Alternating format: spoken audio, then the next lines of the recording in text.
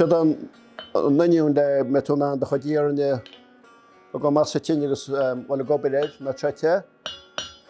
Tá go leor Tá go leor Oibríonn anseo. Can tíine bheith ceart, can teas a bheith ceart, agus can úla sí ceart a bheith, agus thola gobeir an sciúpaíar mar má tra fuair ní tú ná nabar ceart a dhéanamh.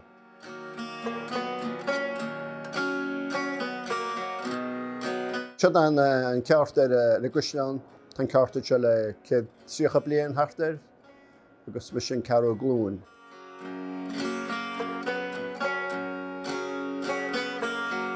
Tá as cín 2 bliain a pléis an obair seo. Bhí me roimhe sin chréine me mar toolmaker an gaiirí me Princip agus dáid sena fan dhéad tíine a hapí agus bhún me náid sosa chu mar go America mé má bhean fe 10 bliana agus sa de reis le 3 blian sói, dus go sosa an ceart a ríis.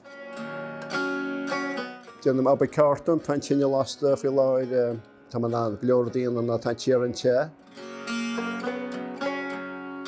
Siad de gráta lein tinne, tá an 3 físa tá an gráta ó geal agus an 16 se faoi.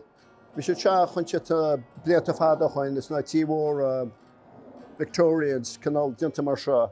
Tá sé dinta ar sean chuin tá bhaidirn seo chuir síos le chuine le chéile, ní se gramí an chuile, agus tá canál ball effect chu nócht réir, ach pí amháin le sin, so héile go rudíon an sórachach tá go leor Oibríonn, tá caiinte go leor am chuir isteachán. Has mé a bísa seo an seandaléir se beidir 3 bliana chun nach ra mór an na tarlú sin íomhre, agus marchas tú ní sé seach ní fósam. Tá heapan go le céad fichiúir chuir isteach sin am hána, agus é go tú caiinte fichiúir eile sam sé cheachnaí.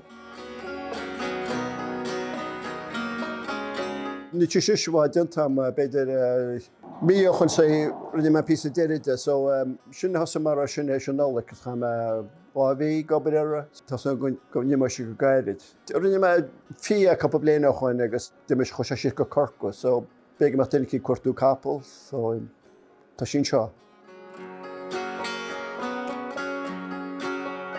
Sinna má athair Martin Peadar, sinna má athair Peadar an Ghabha, agus siad an fear thugan le se Seán Ghabha.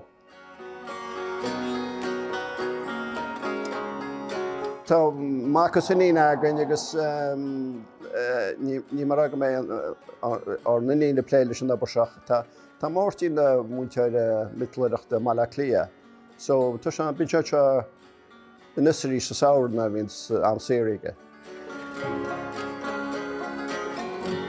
Tá se sé an mhuiile chu bháin mar tá se cosasach éon le láimh mar maionntar le machine le hydraulic nó béile tá sé dinta bhain níos scipaí agus níos siide.